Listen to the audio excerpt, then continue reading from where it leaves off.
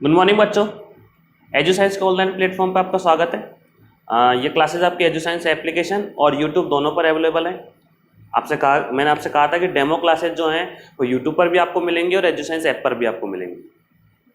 BSc और BSc BEd third year की mathematics अपन पढ़ रहे हैं, जिसका पेपर सेकेंड कॉम्प्लेक्स एनालिसिस या सम्मिश्र विश्लेषण में चल रहा था और 6 लेक्चर अपने कंप्लीट हो चुके हैं। ये अपना 7वां लेक्चर है। हम डिस्कस जो कर रहे थे संततता और अवकलनीयता के बारे में। इससे पहले मैं आपको एक चीज़ और बता दूं, बीएससी और बीएससी सेकेंड ईयर का बैच रनिंग में है 18 जुलाई से। 3 अगस्त के बाद उसमें पेड कोड जनरेट हो गया था एप्लीकेशन पे और बहुत ही अच्छे तरीके से अपना बैच चल रहा है। तो जो भी बच्चे सेकेंड ईयर में आपसे जुड़े हुए हैं आप उससे जोड़िए और 15 दिन का डेमो क्लासेस उसमें फ्री अवेलेबल है ऐप पर, एप्लीकेशन पर आप जाके देखिए। किसी भी तरह की क्वेरी, किसी भी तरह की प्रॉब्लम या किसी भी तरह की मतलब आपको इन्फॉर्मेशन चाहिए तो आप मेरे वो नंबर पर व्हाट्सएप कर सकते हैं, कॉल कर सकते हैं और मुझसे पूछ सकते हैं। चलिए अब आते हैं हम अपने टॉपिक पर।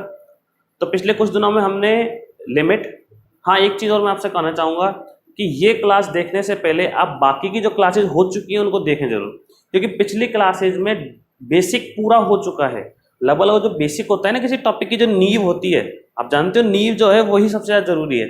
जो नींव है वो हो चुकी है। आप सारी क्लासेस को देखते हुए आइए। सारी क्लासेस यूट्यूब पर और एप्लीकेशन पर रिकॉर्डेड अवेलेबल है आपके पास, आप कितनी बार देख सकते हैं, कोई दिक्कत नहीं है। ठीक है, तो पहले आप उन क्लासेस को देखते हुए आइए, उसके बाद आप इस क्लास पर आइए। अब आते हैं अपने टॉपिक पर। लास्ट क्लासेज में अपन ने लिमिट, कंटिन्यूटी और डिफरेंशियबिलिटी मतलब सीमा, संततता और अवकलनीयता पर डिस्कस किया था। कुछ अपन ने उसे एग्जाम्पल देख लिए थे। ठीक, अब इसी पर सबसे इंपॉर्टेंट टॉपिक है अवकलनीयता, डिफरेंशियबिलिटी। डिफरेंशियबिलिटी सबसे शानदार और सबसे इंपॉर्टेंट टॉपिक है इस पूरी की पूरी यूनिट के लिए। अब हमें करना क्या है कि जो अवकलनीयता पर कुछ प्रमेय वगैरह हैं उनको अपन को देखना है। तो उससे पहले मैं आपको संततता और अवकलनीयता के बारे में छोटी छोटी 2-3 बातें बता दूं जो अपन पहले पढ़ चुके हैं, ताकि आपका रिवाइज भी हो जाएगा। और एक बात और, आपको शानदार प्लेटफॉर्म मिला हुआ है पढ़ने के लिए। रिकॉर्डेड क्लासेस आपके पास अवेलेबल हैं, एग्जाम तक अवेलेबल रहेंगी, ऑनलाइन हमेशा चलेंगी। कुछ बच्चों के मन में डाउट रहता है सर ऑफलाइन शुरू होने के बाद ऑनलाइन बंद हो जाएंगी, क्या? बिल्कुल नहीं होंगी, हमेशा ऑनलाइन आपकी क्लासेस रेगुलर चलती रहेंगी। जिस तरीके से अब चल रही हैं इससे भी और शानदार तरीके से प्रॉपर एक लेक्चर आपको मिला करेगा पर डे। देखिए 2 टॉपिक डिस्कस किए थे अपन ने। एक तो संततता मतलब कॉन्टिन्यूटी, और जो दूसरा टॉपिक था वो था अवकलनीयता। इनको अपन ने डेफिनेशन के अकॉर्डिंग, मैथमेटिकली रिप्रेजेंटेशन के अकॉर्डिंग और ग्राफिकली अकॉर्डिंग, तीनों तरीके से मैंने आपको समझाया था। पिछले क्लासेस में सब कुछ अवेलेबल है। डिफरेंशियबिलिटी शॉर्ट में लिख देता हूं, ठीक है। अब सर इसमें यदि इसको मैथमेटिकली लिखना होता था तो आपको याद हो तो अपन ऐसे लिखते थे, यदि limit z tends to z0 आपके पास हो और आप fz करते हैं और ये fz 0 आ जाता है तो आप कहते थे कि कोई फंक्शन fz या कॉम्प्लेक्स वेरिएबल फंक्शन सम्मिश्र चर फलन fz आपका संतत है या कंटिन्यूअस है। आई बात समझ में? अवकलनीयता के लिए क्या चीज, दो फॉर्मूला बताए गए थे आपको याद हो तो।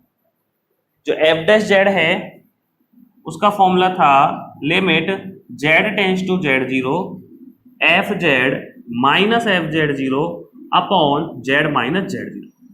एक फॉर्मूला तो ये था, और जो सेकंड फॉर्मूला था वो आपका ये था, और f' जो आपके पास z था वो था limit delta z tends to 0 f z plus delta z minus fz upon कितना, डेल्टा z। जो 2 फॉर्मूला थे, और यहां से जो आपको f' मिलता था वो क्या होना चाहिए था, यूनिक होना चाहिए था, मतलब अद्वितीय होना चाहिए था, परिमित होना चाहिए था, मतलब फाइनाइट होना चाहिए था। और लास्ट बात क्या थी आपके पास कि किसी भी रास्ते से आप चले जाएं, लिमिट जो है ये, तो लिमिट का कॉन्सेप्ट जहां आ जाए ना, ध्यान रखना, कॉम्प्लेक्स वेरिएबल फंक्शन या कॉम्प्लेक्स नंबर या कॉम्प्लेक्स प्लेन के लिए जब भी लिमिट का कॉन्सेप्ट आएगा तो आपके माइंड में वो जो बात है क्लिक करनी चाहिए डायरेक्ट। कौन सी वाली? कि सर लिमिट का कॉन्सेप्ट आता ही मतलब ये होगा किसी भी रास्ते से अपन उस लिमिट पर चले जाएं, हर बार वैल्यू क्या आनी चाहिए, फाइनाइट और सेम आनी चाहिए, यूनिक आनी चाहिए किसी भी रास्ते से, चाहे वो एक्स एक्सिस का लो जाओ चाहे वाई एक्सिस का लो जाओ, कैसे चले जाओ। ठीक है, ये पूरा का पूरा आपका सिस्टम था किसका, अवकलनीयता का और संततता का। संततता में limit z tends to z0 fz equal to fz0 था, और अवकलनीयता में क्या था कि एफ डैश जेड की वैल्यू तो ये थी limit Z tends to Z zero F Z minus F Z zero upon Z minus Z zero, और दूसरी क्या थी आपके पास f dash z equal to limit delta z tends to zero F z plus delta z minus F Z upon delta Z. कुछ बच्चों के mind में ये कंफ्यूजन था कि सर ये वाला फॉर्मूला कब काम में लेना है और ये वाला फॉर्मूला कब काम में लेना है, यही थी ना। आप याद करो लास्ट जो अपन ने क्वेश्चन पढ़ा था उसमें या फिर लास्ट अपन जो एग्जांपल देखा था उसमें एक वर्ड लिखा हुआ था सर्वत्र, मतलब एवरीवेयर, सब जगह। कॉमन बात हो गई। तो ध्यान रखना जब भी किसी एक पर्टिकुलर पॉइंट की या किसी एक विशेष बिंदु की बात करी जाए, जब भी किसी एक पर्टिकुलर पॉइंट की या एक विशेष बिंदु की बात करी जाए तब तो आप इस वाले फॉर्मूला को काम में लेंगे, और वो पर्टिकुलर पॉइंट कौन सा होगा, Z0। जब भी आपसे किसी एक विशेष बिंदु पर ऐसे कहे कि वह मूल बिंदु पर Z बराबर Z0 पर, तब भी आप या Z इक्वल टू 5 पर कुछ भी आपसे कोई पर्टिकुलर पॉइंट कह दे ना, कोई विशेष बिंदु बता दे, तब तो आपको ये वाला फॉर्मूला पूरा का पूरा काम में लेना है। आई बात समझ में। अब यदि सर कॉमन बात करें कि सर्वत्र अवकलनीय है, सब जगह अवकलनीय है, नहीं है, ऐसी यदि कुछ बात करता है तो कॉमन में आपको ये वाला यूज कर लेना है। कॉमन बात करेगा जैसे जनरल बात करेगा तो ये वाला यूज कर लेना है, और यदि किसी एक पर्टिकुलर पॉइंट पे या किसी एक विशेष बिंदु पर बात करेगा कि इस बिंदु पर जांच कीजिए, इस बिंदु पर अवकलनीय है, इस बिंदु पर अवकलनीय नहीं है, यदि ऐसी कोई बात करता है तब आप इस फॉर्मूला काम में लेंगे। तो ये चीजें मैंने पहले आपको बता भी दी थी, और आज हल्का सा इसका 2 मिनट का रिवीजन भी हो गया आपका। अब इससे रिलेटेड एक थ्योरम है और थ्योरम से रिलेटेड एक क्वेश्चन है। कल जो कराया था क्वेश्चन वो भी थ्योरम से रिलेटेड था, और अब जो थ्योरम आ रही है और उससे रिलेटेड नया क्वेश्चन अपन देखने वाले हैं, और एक ही क्वेश्चन को 2 अलग अलग तरीके से कैसे अपन को सॉल्व करना है वो अपन यहाँ पे देखेंगे। ठीक है, चलिए आप एक बार इसको रिवाइज भी कर लीजिए, और फिर से कह रहा हूँ ये क्लास देखने से पहले पुरानी सारी क्लासेस देखते हुए आप आइए, उसके बाद आप इस क्लास पर पहुंचिए। ठीक है, चलिए आगे देखिए। प्रमेय है आपकी अगली है थ्योरम 3.6.3, बुक में देख लेना आप, और मैंने उसका स्टेटमेंट भी लिख दिया है, वैसे अब जरूरत पड़ेगी नहीं, और 2010 में 12 में और 17 में आ चुकी है, तो इंपॉर्टेंट तो वैसे ही है, वेरी वेरी इंपॉर्टेंट है। ठीक, अब पहले तो हमें समझना है कि कह क्या रहा है, उसके बाद अपन फोकस करेंगे इसने दिया क्या है, उसके बाद फोकस करेंगे हमसे पूछ क्या रहा है। ठीक है, चलिए। परिमित अवकलज के एक एक वर्ड बहुत इंपॉर्टेंट है, एक एक शब्द, इसका एक एक शब्द में अर्थ है और उसका काम होगा, वो यूज आएगी आपके। तो सबसे पहले उठाऊं परिमित।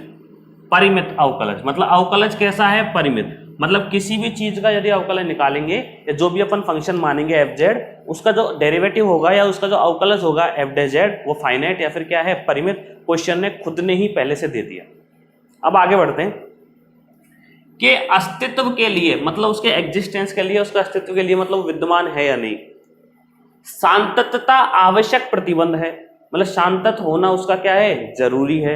कहने का मतलब ये हुआ कि यदि कोई फलन का अवकलज विद्यमान है, यदि किसी फलन एफ जेड का डेरिवेटिव या फिर फाइनाइट डेरिवेटिव परिमित अवकलज विद्यमान है, तो उसको शांतत होना जरूरी है, उसका कंटिन्यूस होना जरूरी है। ठीक, परंतु पर्याप्त नहीं। पर्याप्त का मतलब सीधी सी बात है, यदि कभी भी आवश्यक प्रतिबंध और पर्याप्त ऐसी बातें लिखी आ जाए तो ये वो होता है विलोम। वाइस वर्सा बात आती है ना, कन्वर्सली जो बात आती है कि मतलब कि किसी भी परिमित अवकलज के अस्तित्व के लिए संतत होना जरूरी है, मतलब अवकलनीयता के लिए संततता जरूरी है, लेकिन संततता है तो उसका अवकलनीय होना जरूरी नहीं है। ये मैंने बात आपको अवकलनीयता के टॉपिक में नोट डाल के लिखवाई हुई है पहले से। मतलब मैं ये कहना चाह रहा हूं आपसे कि कोई भी फलन यदि संतत है भाई, ठीक, तो उसका अवकलनीय होना जरूरी नहीं है। अवकलनीय हो भी सकता है और नहीं भी हो सकता। ये बात कहां पे कही गई है, इससे लास्ट में, पर्याप्त नहीं है। लेकिन इसका जस्ट उल्टा, यदि वो अवकलनीय है, यदि वो अवकलनीय है तो निश्चित रूप से क्या होगा, वो संतत होगा, उसमें कोई डाउट की बात नहीं है। अवकलनीय है तो संतत होगा, लेकिन संतत है तो अवकलनीय होना डाउट है, हो भी सकता है और नहीं भी हो सकता है, आपको चेक करना पड़ेगा। ये तो हुई हिंदी में। अच्छा, इसका एक दूसरा स्टेटमेंट और इसको लिख देते हैं कि अवकलनीयता इंप्लाइज सातत्य, मतलब अवकलनीय है तो संतत भी है, लेकिन विलोम सत्य नहीं है। विलोम मतलब संतत है लेकिन अवकलनीय होना जरूरी नहीं है। ये वही बात कही गई है यहाँ पर। तो continuity is a necessary but not a sufficient condition for the existence of a finite derivative. कहने का मतलब बस इतना सा हो गया, यदि कोई फाइनाइट डेरिवेटिव आप बात कर रहे हो या फिर डिफरेंशिएबिलिटी की आप बात कर रहे हो, तो डिफरेंशिएबिलिटी जो है वो यदि है कोई फंक्शन, यदि कोई फंक्शन डिफरेंशिएबल है तो वो कंटिन्यूअस होगा 100%। लेकिन यदि वो कंटिन्यूअस है तो उसके डिफरेंशिएबल होना जरूरी नहीं है, हो भी सकता है और नहीं भी हो सकता है, हमें चेक करना पड़ेगा। तो ये पूरा डेकोरम ये कहना चाह रहा है। ये तो बात हुई क्वेश्चन हमसे क्या कह रहा है, थ्योरम से क्या कह रहा है। अब बात आती है उसने हमें दिया क्या है। भाई दो चीजें होती है ना, दिया है और ज्ञात करना है, तो उसने दिया क्या है। देखो ऐसे क्वेश्चन जो होते हैं दोनों तरफ से प्रूफ होते हैं, मतलब एक बार जो दिया है वो लेकर चलते हैं और जो लाना होता है उसे प्रूफ कर लेते हैं, फिर क्या करते हैं जो लाना होता है उसे लेकर चलते हैं और जो दिया है उसे प्रूफ करना होता है। जब भी ऐसा कन्वर्सली क्वेश्चन आता है तो समझिएगा ध्यान से। हमें दिया क्या है, हमें उसने एक बात तो ये कही है, परिमित अवकलज या फिर फाइनाइट डेरिवेटिव। बहुत इंपॉर्टेंट लाइन है ये बहुत इंपॉर्टेंट वर्ड है इस पूरी थ्योरम का, कि फाइनाइट डेरिवेटिव या परिमित अवकलज का मतलब है कि जो अवकलज है इसका या उसका डेरिवेटिव जो है फाइनाइट वैल्यू है, कोई ना कोई, नॉट डिफाइन या फिर नॉन इनफाइनाइट वैल्यू नहीं है, फाइनाइट वैल्यू है वो कोई, ठीक है, परिमित मान है, के अस्तित्व के लिए संततता, एक वर्ड यूज किया है संततता। और जब एक बात बताओ, जब संततता और अवकलज या फिर कंटिन्यूटी और डेरिवेटिव आपको दो वर्ड आ गए, तो कंटिन्यूटी और डेरिवेटिव दो वर्ड आते ही आपके माइंड में जो चीज क्लिक होनी चाहिए वो ये थी जो पिछले मैंने 5 मिनट में समझाया था कि सर कंटिन्यूटी का formula limit z tends to z0 fz equal to fz0, और दूसरा वाला क्या डेरिवेटिव के लिए क्या था कि f dash z0 equal to limit z tends to z0 fz minus fz0 upon z minus z0। और ये तो था किसी पर्टिकुलर पॉइंट पे जहां पे f डैश z0 आपको मिलता था। एक दूसरा और बताया था कि f dash z equal to limit delta z tends to 0 fz plus delta z minus fz upon delta z। ये अभी दोनों मैंने आपको 5 मिनट पहले सारी चीजें डिस्कस करी है, आपको पता भी है, ठीक। अब चलते हैं अपन इसको लेकर कि क्वेश्चन को अपन प्रूफ कैसे करना है। थोड़ा सा अपन यहाँ करते हैं, उसके बाद वो रफ करके फिर आगे बढ़ेंगे। ध्यान से देखिएगा, है ना, बहुत ध्यान से। और एक बात ध्यान रखना कि जो क्लासेस आपकी चल रही हैं बहुत शानदार तरीके से चल रही हैं, पहली बात। दूसरी बात ये, कोई किसी तरह का डिस्टर्बेंस नहीं है, ना कोई कमेंट्स का डिस्टर्बेंस है, ना किसी कोई कुछ कह रहा है, ना कोई डिस्टर्बेंस नहीं है। बस तुम और मैं, हम दो ही लोग हैं बस। आप अपने मोबाइल पे देख रहे हो, लैपटॉप पे देख रहे हो, और इधर मैं खड़ा हूँ, बस अपने दोनों के अलावा कोई नहीं है। और देखो जब पढ़ाई करनी है ना तो दुनिया से कोई मतलब भी नहीं है। शानदार तरीके से इसी बात पर फोकस करो कि जब पढ़ रहे हैं तो टीचर और आप, इसके अलावा कोई नहीं। जब मस्ती करो, जो मस्ती करो, कोई दिक्कत नहीं है। जिस टाइम पढ़ रहे हो उस टाइम वो जो 1 आवर है या 40 मिनट्स या 30 मिनट्स है वो शानदार आपका पढ़ाई के लिए होना चाहिए। डेडिकेटेड जो बोलते हैं ना, वो जिसके जुनून जो होता है वो उस पर्टिकुलर टाइम जो है ना उस पढ़ाई के लिए होना चाहिए। तो आपको ये डेकोरम बना के रखना है अपना कि बस मैं और तुम बस जब पढ़ रहे हो आप, और जब नहीं पढ़ रहे हैं अपन, जब कुछ और काम कर रहे हैं तो कोई दिक्कत ही नहीं है, फिर तो कोई जरूरत ही नहीं है। जब पढ़ रहे हैं तो शानदार तरीके से विदाउट डिस्टर्बेंस ईयरफोन यूज किया करो, कान में ईयरफोन लगाए, इधर कॉपी रखी, इधर पेन रखा, और आराम से आप पढ़। चलें शुरू करते हैं। सबसे पहले बात इसने किसकी करी है, परिमित डेरिवेटिव की। तो सबसे पहले अपने फंक्शन मान लें fz, यहाँ लिख देंगे, आप सॉल्यूशन लिख दो इसका, या प्रूफ लिख दीजिए कि लेट अ फंक्शन या complex variable function, a complex variable CVF है ना, इसको अपन CVF लिख देते हैं शॉर्ट में, इज fz। मतलब माना एक सम्मिश्र चर फलन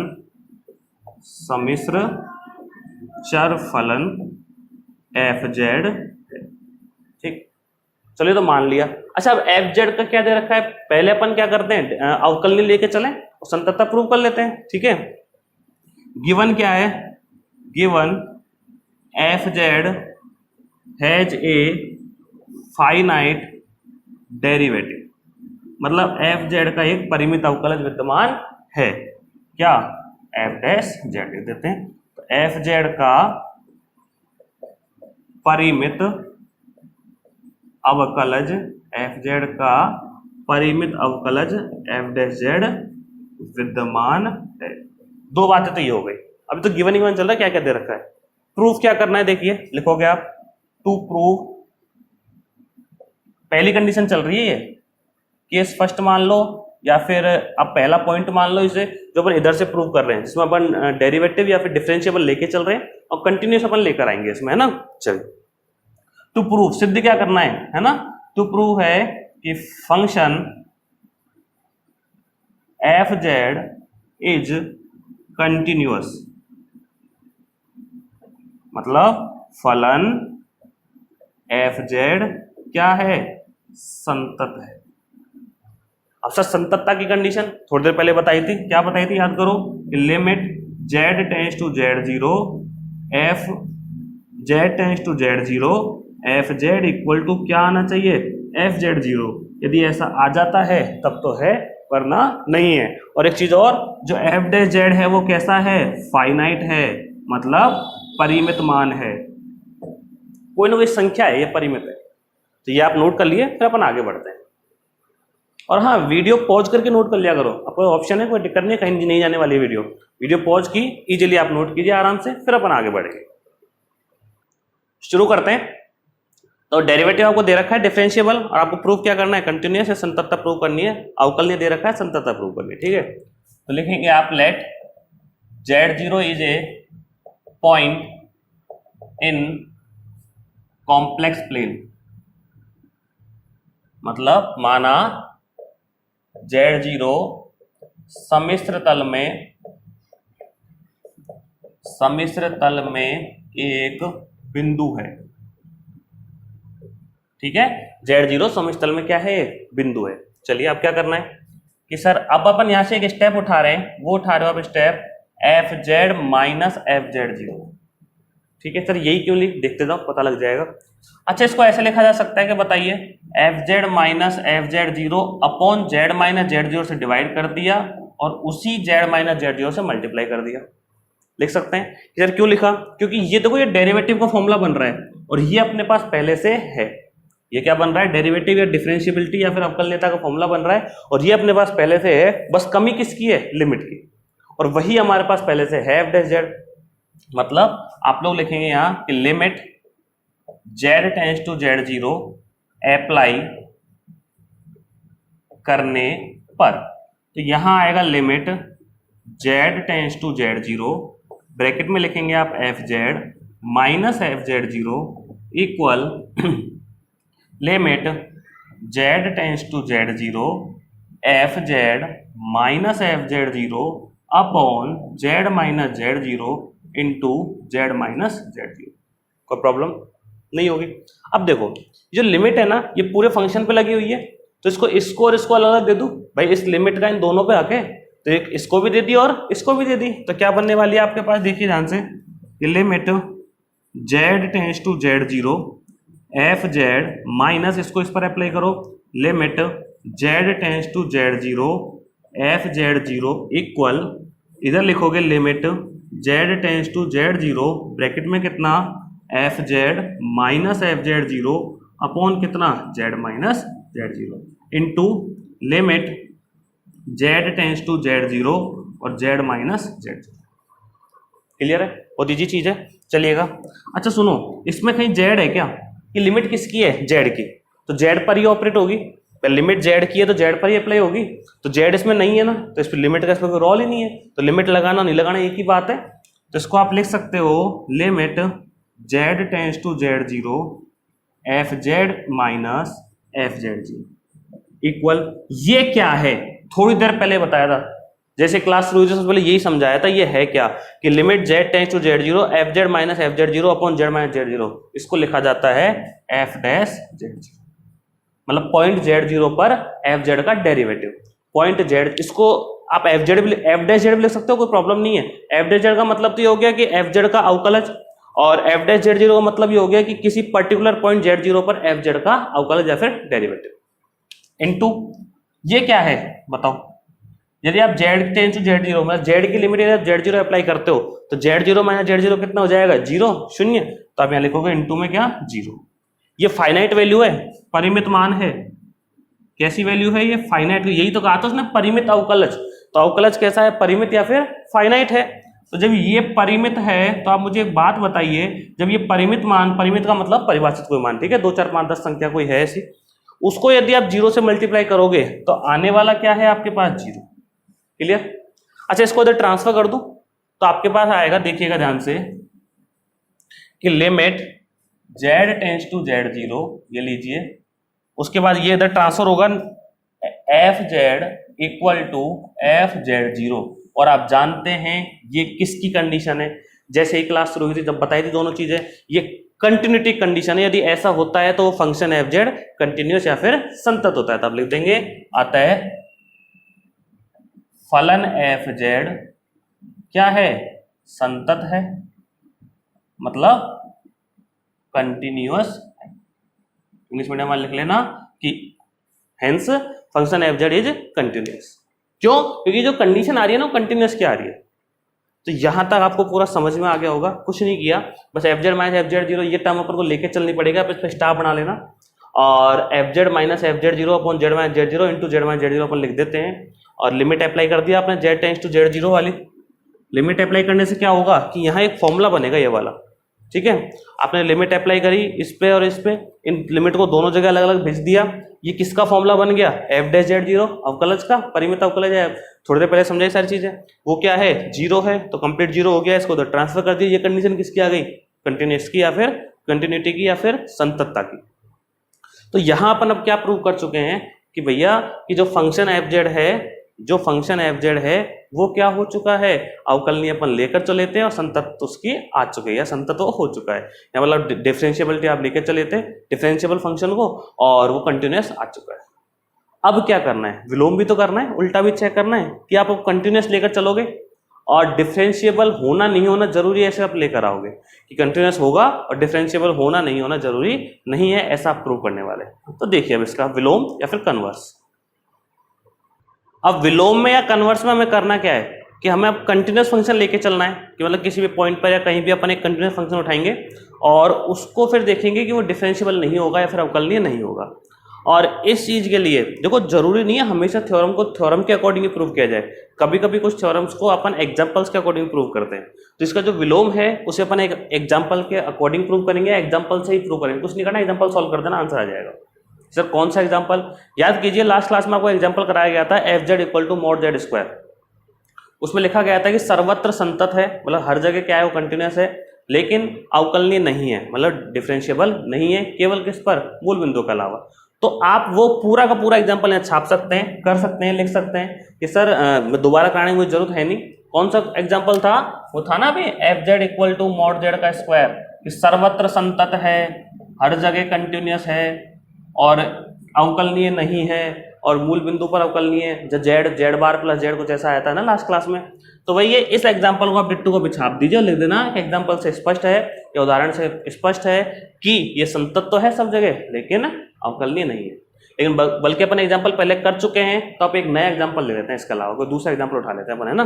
देखो ध्यान से, तो अपन लिखेंगे कि इस प्रमेय का विलोम सत्य होना हमेशा आवश्यक नहीं है। इस प्रमेय का विलोम सत्य होना, इस प्रमेय का विलोम सत्य होना हमेशा आवश्यक नहीं है। मतलब the converse of this theorem, the converse of this theorem is not necessarily true. ठीक है, मतलब इस थ्योरम का कन्वर्स हमेशा सत्य होना जरूरी नहीं है। अब ये अपन देखेंगे एग्जांपल से, तो एक उदाहरण से इसे हम समझेंगे।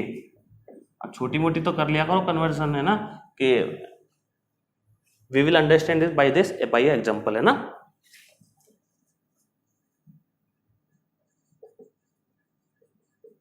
अब सर एग्जाम्पल कौन सा उठाएं? एग्जाम्पल जो कल कराया था उसको भी कर सकते हैं, डिट्टो कॉपी छाप दीजिए पूरा का पूरा। काफी बड़ा क्वेश्चन था, 15 सर लगभग आधा पौन घंटा लगाता हूँ अकेले क्वेश्चन पे। और सर दूसरा उठाना है तो दूसरा देख लीजिए आप, कि मान लीजिए कोई फंक्शन है कि let function f Z equal to z bar. ठीक, अच्छा मुझे वो होता है जेड यदि एक्स प्लस आयोटा वाई है तो जेड बार क्या होगा? X minus iota Y. इसी का तो कॉन्जुगेट है, इसी का संयुग्मी होता है, तो निश्चित रूप से जेड बार क्या होने वाला है? X minus iota Y. कि सर लेकर करना क्या है? संतत लेकर चलना है और सिद्ध करना है कि अवकलनीय नहीं है। तो संततता उठाते हैं अपन इसकी, कि पहला संततता के लिए मतलब कंटिन्यूटी के लिए क्या करोगे आप बताओ मुझे? कंटिन्यूटी के लिए क्या करने वाले हैं? वही limit Z tends to Z zero, F Z क्या आना चाहिए? एफ जेड जीरो आना चाहिए। ठीक है, कि माना एक पॉइंट मान लिया Z zero equal to Z zero, कोई पॉइंट मान लिया अपने मन से। मैंने कहा था ना पर्टिकुलर पॉइंट पे बात करते हो, जेड जीरो वही पर्टिकुलर पॉइंट या कोई विशेष बिंदु होता है वो जेड जीरो है। माना जेड जीरो पर या फिर Z0 बिंदु Z0 पर फलन की संततता के लिए, मतलब at the point Z0 for the continuity of function, आप क्या लिखने वाले हो देखो ध्यान से। एफ Z0 क्या आने वाला है, बहुत ध्यान से देखिएगा। मुझे एक बात बता दो, यदि यहाँ पर Z इक्वल टू 0 है तो Z बार इक्वल टू भी क्या होगा, 0 होगा। क्यों होगा Z बार इक्वल टू 0? क्योंकि ये x प्लस आयोटा वाई 0 है, मतलब x इक्वल टू 0 और y इक्वल टू 0, तो x equal to 0 y equal to 0 put करोगे तो Z बार भी तो x माइनस आयोटा वाई है, तो ये भी क्या हो जाएगा, 0 हो जाएगा। तो यदि FZ0 देखूं तो मुझे F0 देखना पड़ेगा, मतलब Z की जगह क्या रखना पड़ेगा, 0, और जैसे ही अपन Z की जगह 0 रखेंगे तो Z बार ऑटोमेटिक क्या हो जाएगा, 0, मतलब ये वैल्यू कितनी हो जाएगी, 0। तो FZ0 की वैल्यू क्या आ रही है भैया, 0। क्लियर। अब आते हैं अपने फंक्शन पर, देखिएगा। अब limit Z tends to Z0 FZ, यही है, तो देखते जाइए। Limit Z tends to Z0, Z0 कितना लिया अपन ने, 0 लिया है। यहां क्या लिखो, फंक्शन FZ कितना है, Z बार है, ठीक है। लिमिट अप्लाई कीजिए, कितना है, Z टेंड्स टू 0, मतलब Z 0 की ओर अग्रसर हो रहा है, Z की जगह 0 रखना है, तो Z बार की जगह क्या आएगा, 0। तो यहाँ क्या लिखोगे, here F limit Z tends to Z0 FZ equal to कितना आ रहा है, FZ0, ये तो आ रहा है, देखो limit Z tends to Z0 दे रहा है, ये भी 0 आ रहा है, FZ0 भी 0 आ रहा है, तो 0 के इक्वल है। मतलब कैसा फंक्शन है ये, कंटिन्यूस फंक्शन है। So FZ equal to Z bar is a continuous function, मतलब जो FZ equal to Z bar है एक संतत फलन है। चलो संतत फलन की बात हो गई, इस संततों में लेकर चलना था, तो संतत है। अब प्रूफ क्या करना है कि ये अवकलनीय नहीं है या फिर डिफरेंशिएबल नहीं है। Now we will have to check whether the function is differentiable or not. Now we will have to check, we will check whether the function is differentiable or not. मतलब अब हम डायरेक्ट लिख देना, अवकलनीयता की जांच करेंगे। किस पॉइंट पर चेक कर रहे हैं, Z इक्वल टू 0 पर। चलते जाएं, देखिए अब अवकलनीयता के सारे फॉर्मूला हमको पता पहले से ही है। क्या, limit Z tends to Z0 FZ minus FZ0 upon Z minus Z0। तो उसके लिए आप देखिए, अब यहाँ तक नोट कर लीजिए, फिर अपन आगे बढ़ते हैं। अब क्या हुआ है, संततता मान ली है, मतलब संततता आ गया है कि कंटिन्यूस है। अब हमें इसको प्रूव करना है कि ये डिफरेंशिएबल नहीं है। अब कैसे करेंगे, आप नोट कीजिए, फिर आगे बढ़ते हैं। देखिए आगे, अवकलनीयता की अपन जांच कर रहे हैं इसकी कि ये अवकलनीय है या फिर नहीं है, मतलब डिफरेंशिएबिलिटी अपन चेक कर रहे हैं। ध्यान से देखिएगा, किस पर, Z0 इक्वल टू 0 पर अपन इसके अवकलनीयता की या फिर डिफरेंशिएबिलिटी की चेक करने वाले हैं ना। ध्यान से देखो करना क्या है। सबसे पहले फॉर्मूला बताइए, f dash Z0 equal to limit, ये फाइनाइट आनी चाहिए वैल्यू, और किसी भी रास्ते जाए वैल्यू सेम आनी चाहिए, यूनिक होनी चाहिए, सिंगल वैल्यू होनी चाहिए। यदि ये सारी चीजें हैं तब तो ये होता है डिफरेंशिएबल, ऐसा नहीं है तो नहीं होता है। चलिए, limit Z tends to Z0 FZ minus FZ0 upon Z minus Z0, यहाँ तो कोई प्रॉब्लम नहीं होगी। अब आगे बढ़ते हैं, देखो Z0 की वैल्यू कितनी है, 0, तो limit Z tends to 0, function आपने क्या माना था, FZ आपने माना था Z बार, तो FZ के लिए आप क्या लिखने वाले हो, Z बार माइनस FZ0 कितना आया था, याद कीजिए, FZ0 F0 0 आया था, तो आपने लिख दिया 0 अपॉन Z माइनस कितना, 0। Z0 अपन 0 पर चेक कर रहे हैं, तो Z0 वैल्यू 0 है ही पहले से अपने पास। चलो, ये आपके पास आ गया limit Z tends to 0 Z bar upon Z, आपका F डैश Z0 आ चुका है। ठीक, अब लिमिट है, लिमिट लिखी हुई है Z टेंड्स टू 0, मतलब Z किसकी ओर आ रहा है, 0 की ओर, मतलब जो Z है यहाँ पर कहीं पॉइंट वो ये 0 की ओर आ रहा है। अब इसके पास कितने सारे रास्ते हैं, सबसे बेस्ट वे कौन सा होता है, सबसे शानदार रास्ता कौन सा होता है, एक तो जो आप एक्स अक्ष के अनुदिश जाते हो वो अलोंग एक्स एक्सिस, और दूसरा कौन सा था, और वाई एक्सिस। तो यहाँ से आपको दो केस मिलते हैं। केस फर्स्ट क्या मिलता है कि अलोंग एक्स एक्सिस, मतलब एक्स अक्ष के अनुदिश, एक्स अक्ष के अनुदिश। तो एक्स अक्ष के अनुदिश क्या होने वाला है भैया, आप क्या करोगे, एक्स अक्ष के अनुदिश यदि जाओगे, रास्ते तो देखने होते हैं लिमिट में, बताया था वो पहले लिमिट जब पढ़ने पड़ी थी, जब तो मैं कह रहा था इस क्लास को लेने से पहले पुरानी सारी क्लासेज आप लेते हुए आइए, तब तो ये अच्छे तरीके से समझ में आएगी, वरना तो फिर आपको बहुत सारी प्रॉब्लम क्रिएट होने वाली है। चलिए, तो अलोंग एक्स एक्सिस की बात चल रही है, एक्स अक्ष के अनुदिश अपन बात कर रहे हैं, तो एक्स अक्ष से होकर यदि आप जाओगे तो वाई कोऑर्डिनेट क्या हो जाएगा, 0, मतलब वाई की वैल्यू क्या आने वाली है, 0 आने वाली है। अच्छा, जेड था क्या, जेड तो था एक्स प्लस आयोटा वाई, और जेड बार क्या था, एक्स माइनस आयोटा वाई। यदि जेड इक्वल टू 0 हो गया, यदि सॉरी वाई इक्वल टू 0 हो गया, तो ये 0 हो गया, ये भी 0 हो गया, तो जेड इक्वल टू क्या बन गया इस कंडीशन में, एक्स, और जेड बार इक्वल टू भी क्या बन गया, ओनली एक्स। तो यहां से आपका एफ डैश जेड 0 क्या आने वाला है, ध्यान से देखिएगा, ये आने वाला है लिमिट, अच्छा जेड टेंड्स टू 0 है तो जेड में एक्स और वाई दोनों होते हैं, और वाई वाला 0 हो ही गया तो ओनली बचा एक्स, तो आप लिखोगे एक्स टेंड्स टू 0, जेड की जगह, जेड बार की जगह क्या आने वाला है, एक्स, और जेड की जगह क्या आने वाला है, एक्स, तो ये कितना आ गया, 1। मतलब यदि आप एक्स अक्ष के अनुदिश जाते हो तो इस लिमिट का या फिर इस डेरिवेटिव का या फिर इस सीमा का या फिर इस अवकलज का वैल्यू कितनी आ रही है, 1 आ रही है। अब चेक करते हैं वाई अक्ष के अकॉर्डिंग जाते हैं, तो सेकेंड पॉइंट है case second, along Y axis, मतलब वाई अक्ष के अनुदिश। वाई अक्ष के अनुदिश क्या होने वाला है, देखिए एक्स कोऑर्डिनेट हो जाएगा 0, तो जेड क्या बन जाएगा, देखो एक्स कोऑर्डिनेट 0 हो गया तो ये क्या बनेगा, जेड, ये 0 तो आयोटा वाई ओनली, और जेड बार क्या बनेगा बताना, 0 minus iota Y minus iota Y. तो ये क्या बनने वाला है बताओ कि F dash Z 0 equal limit, अच्छा जेड में दोनों होते हैं एक्स और वाई, तो एक्स तो 0 हो गया, बचा कौन, वाई, तो लिखोगे वाई टेंड्स टू 0, अच्छा जेड बार की जगह क्या लिखना है, माइनस आयोटा वाई, और जेड की जगह क्या लिखना है, आयोटा वाई, आयोटा वाई से आयोटा वाई कट गया, कितना आ गया, -1, लिमिट अप्लाई होगी नहीं। मतलब ये हुआ कि यदि अपन इस रास्ते से जा रहे हैं एक्स अक्ष के अनुदिश, तो लिमिट की वैल्यू या फिर डेरिवेटिव वैल्यू क्या मिल रही है, 1, और यदि अपन इस एक्सिस से जा रहे हैं वाई एक्स के अनुदिश जा रहे हैं, तो लिमिट या डेरिवेटिव वैल्यू कितनी मिल रही है, -1। इससे मतलब क्या निकला कि यूनिक नहीं है लिमिट, जो एफ डैश जेड की वैल्यू है या इसके जो अवकलज की वैल्यू यूनिक नहीं आ रही है, संतत था, कंटिन्यूस था, लेकिन जो इसका डेरिवेटिव है, इसका अवकलज है, इसके अवकलनीयता है, वो यूनिक नहीं है।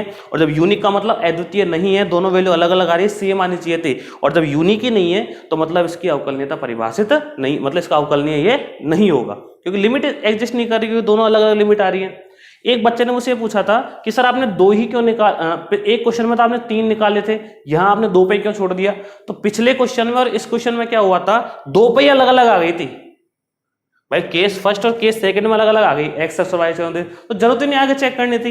यदि ये सेम आती, मतलब इससे भी सेम और इससे भी सेम, तब अपन आगे का कुछ सोचते, लेकिन यहीं जाके सेम नहीं आई। तो जैसे अपन रास्ते में जा रहे हो, आपको पता है कि गड्ढा है, तो जैसे गड्ढा आ जाएगा वहीं रुक जाओगे, भाई रुक गए आप वहीं पर, ठीक है। तो जैसे गड्ढा आया रुक गए ना, तो आपको पता लग गया कि हम यहाँ पर गड्ढा आ गया, तो आप रुक गए, आगे बढ़े ही नहीं आप। लेकिन आप चलते जाओ, गड्ढा आ ही नहीं रहा, कोई प्रॉब्लम नहीं था, आप आगे बढ़ते जाओगे, आगे देखते हुए चले जाओगे। तो वही चीज यहाँ पर है, हमें यही पता लग गया था कि दोनों इक्वल नहीं है, तो इसलिए हम यही स्टॉप कर देंगे। यदि दोनों सेम आते तो फिर अपन और आगे बढ़ते इस चीज में, ठीक है। तो आप लिखेंगे F dash Z is not unique, मतलब जो अवकलज है ना वो अद्वितीय नहीं है, एफ डैश जेड 0 अद्वितीय नहीं है। और ये होना क्या चाहिए, अद्वितीय होना चाहिए, अतः एफ जेड अवकलनीय नहीं है, और यही आपको प्रूव करना था, मतलब F Z is not differentiable. तो ध्यान से समझे, बहुत आप पूरी बात समझ में आ गई होगी। थ्योरम कहना क्या चाह रही थी हमसे, थ्योरम हमसे ये कहना चाह रही थी कि जो आपका क्वेश्चन है कि कंटिन्यूटी है, सॉरी डिफरेंशिएबिलिटी है, तो कंटिन्यूस होगा। यदि कोई फंक्शन डिफरेंशिएबल है तो कंटिन्यूस डेफिनेटली होगा, लेकिन यदि वो कंटिन्यूस है तो उसका डिफरेंशिएबल होना जरूरी नहीं है, जो कि अपन यहाँ से प्रूव कर दिया। पहले पार्ट में अपन ये किया था, डिफरेंशिएबल लेके चले थे, कंटिन्यूस आ गया था, लिमिट लास्ट में limit Z tends to Z 0 F Z equal to F Z 0। और इसमें अपन ने क्या किया कि आप कंटिन्यूस लेकर चले, मैंने बताया था लास्ट में कंटिन्यूटी आई थी, और अपन ने अब चेक किया कि डिफरेंशिएबल है या नहीं, जो कि नहीं है। तो ये आपका जो सॉल्यूशन आया है या फिर जो प्रूफ आया है वो आपका यही कह रहा है, जो थ्योरम कह रही थी कि यदि कोई फंक्शन डिफरेंशिएबल है तो डेफिनेटली कंटिन्यूअस होगा, मतलब यदि कोई फलन अवकलनीय है तो निश्चित रूप से संतत होगा, लेकिन यदि संतत है तो उसका अवकलनीय होना जरूरी नहीं है। तो लिख देना हेंस प्रूव्ड। और यदि पहली बात तो कोई डाउट रहेगा नहीं, मैं तो ये कहता हूँ हल्का सा भी डाउट महसूस हो तो वीडियो को दोबारा देखो, और उसके बाद भी डाउट महसूस हो तो कमेंट कर दिया करो। कमेंट के अलावा फिर आप आगे बढ़ के क्या कर सकते हैं, मुझे व्हाट्सएप कर दीजिए, मुझे कॉल कर दीजिए, पर्सनली कॉल करके आप पूछ सकते हैं कि सर ये प्रॉब्लम आई, ये डाउट हुआ। वैसे तो आएगी नहीं, 100% मुझे इतना कॉन्फिडेंस या कन्फर्म है कि आपको पढ़ने के बाद प्रॉब्लम नहीं आने वाली है। इनकेस फिर भी कोई एक आध % बच्चा, कोई भी बच्चा यदि कोई डाउट रहता है हल्का सा, तो कॉल करके पूछ सकते हैं। डेमो क्लासेस अपनी चल रही हैं, एजू साइंस ऐप और यूट्यूब दोनों पर चल रही है। एजू साइंस एप्लीकेशन की लिंक डिस्क्रिप्शन में दी गई है, व्हाट्सएप ग्रुप की लिंक भी डिस्क्रिप्शन में ही है। व्हाट्सएप ग्रुप आपका 3rd ईयर का स्पेशल है, गर्ल्स का अलग है, बॉयज़ का अलग है, ठीक है। तो आप मुझे इन्फॉर्म कर सकते हैं, मैं आपको ग्रुप में ऐड कर दूंगा। और एप्लीकेशन से रिलेटेड या आपके कोर्स 3rd ईयर से रिलेटेड सारी की सारी इन्फॉर्मेशन आपको मिलती रहेगी। पहली बात ये हो गई। दूसरी बात ये कि मात्र अपनी जो फीस है वो ओनली 799 रुपीज़ है। फीस अपन पर पेपर 799 रुपीज़ है, जो मेरे हिसाब से सबसे कम है। कम क्यों है उसका रीजन मैं आपको पहले ही समझा चुका हूँ, ठीक है। और एक दिन के लिए ऑफर आएगा। ऑफर का मतलब ये है कि एक दिन जब अपनी डेमो क्लासेस कंप्लीट हो जाएंगी तो एक दिन अपन रेस्ट लेंगे। उस एक दिन के रेस्ट में आपको ऑफर ये मिलेगा 699 में आपको कोर्स मिल जाएगा। तो उस दिन का वेट कीजिए, लेकिन उससे पहले सारी की सारी क्लासेस प्रॉपरली यूट्यूब पे और एप्लीकेशन पे, मैं तो यही कहूँगा एप्लीकेशन पे लो, क्योंकि आगे आने वाली सारी क्लासेस आपको एप्लीकेशन पर ही लेनी है। एक चीज़ और, यदि कोई बच्चा वीडियो को पॉज करके नोट डाउन करता है तो एक प्रॉब्लम आपको आती होगी, यदि फ़ोन आपका ऐसा रहता है हॉरिजॉन्टल तो आपको ऐड वगैरह दिखते होंगे। ये केवल फ्री वाले में, पेड वाले में नहीं है। तो आप लोग क्या करें, अपने फ़ोन को सीधा रखें, उसके बाद आप नोट करें जब तक फ्री कोर्स चल रहा है। पेड वाले में तो बहुत सारे और बहुत नए आपको बहुत अच्छे फीचर्स आपको मिलने वाले हैं, इन सबकी कोई टेंशन ही नहीं है। वीडियो डाउनलोड भी हो जाएगी आपको PDF वगैरह सब कुछ मिल जाएंगे। सिलेबस मैंने डाल दिया है, शायद बुक्स भी मैंने डाल दी हैं, आप सब लोग देख लीजिएगा और पढ़ते रहिए।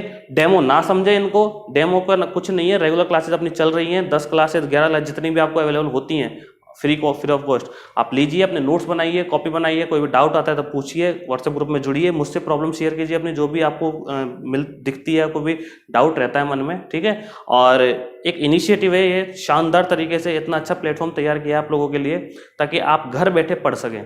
आपका देखो इसमें बहुत कुछ बच रहा है, आपका एक तो बाहर जाके रहने का खर्चा बच रहा है, सबसे बड़ी चीज़ तो वही है कि रूम लेते हो, रहते हो, रूम का रेंट वगैरह, फिर खाना पीना, फिर वही बीमारी वगैरह बहुत सारी चीज़ चलती हैं, वो बच रहा है। घर बैठे बैठे आप पढ़ सकते हो। सबसे बड़ी चीज़, डिस्टरबेंस कोई नहीं है, आप और मैं भला और आप भले, और कोई नहीं है अपने पास। यदि आप किसी के साथ बैठ के पढ़ रहे हो, आप 2 जने एक जैसे, मतलब एक ही क्लास में हो, जब आप पढ़ रहे हो एक कोर्स पर, तो भी कोई डिस्टर्बेंस वाली बात नहीं है। इजीली आप शानदार तरीके से पढ़ सकते हो। बड़ी टीवी पर आप पढ़ सकते हो, लैपटॉप पे आप पढ़ सकते हो कि सर मुझे तो बड़ी स्क्रीन पर आपको देखना है, बड़ी स्क्रीन पर पढ़ना है, तो लैपटॉप आप इजीली पढ़ सकते हो, कोई दिक्कत नहीं है। अब कैसे पढ़ना है वो आपको मैं ही बताऊंगा एप्लीकेशन को। ये बात हो गई। तो कहने का मतलब ये है, आने जाने का आपका टाइम बचता है। यदि आप 1 घंटे की कोचिंग जाते हैं तो 1 घंटे की, यदि आप 1 घंटे की कोचिंग जाते हैं तो 1 घंटे की कोचिंग में 10 से 15 मिनट जाने की और 10 से 15 मिनट आने की आपकी लगती है, तो आपका लगभग आधा घंटा तो वो बच गया। और 1 घंटे की जो क्लास है उसमें फिर बच्चों का बैठना, उससे निकलना, और फिर रेगुलर कोई बच्चे ने डाउट पूछ लिया, कोई प्रॉब्लम आ गया, कुछ भी हो गया, तो वो जो सारा टाइम है वो यहाँ बच रहा है। आप यदि थोड़ा सा भी नोटिस करेंगे और ध्यान से देखेंगे ना, तो आपकी ये 40 से जो 50 मिनट की क्लास है या फिर 1 आवर की जो क्लास है, वो ऑफलाइन बैच की 1.5 घंटे की या 2 घंटे क्लास के बराबर पड़ेगी। कभी आप कंपेयर करके देख लेना कि कितने क्वेश्चन वहाँ होते थे और कितने क्वेश्चन यहाँ हो रहे हैं। क्यों?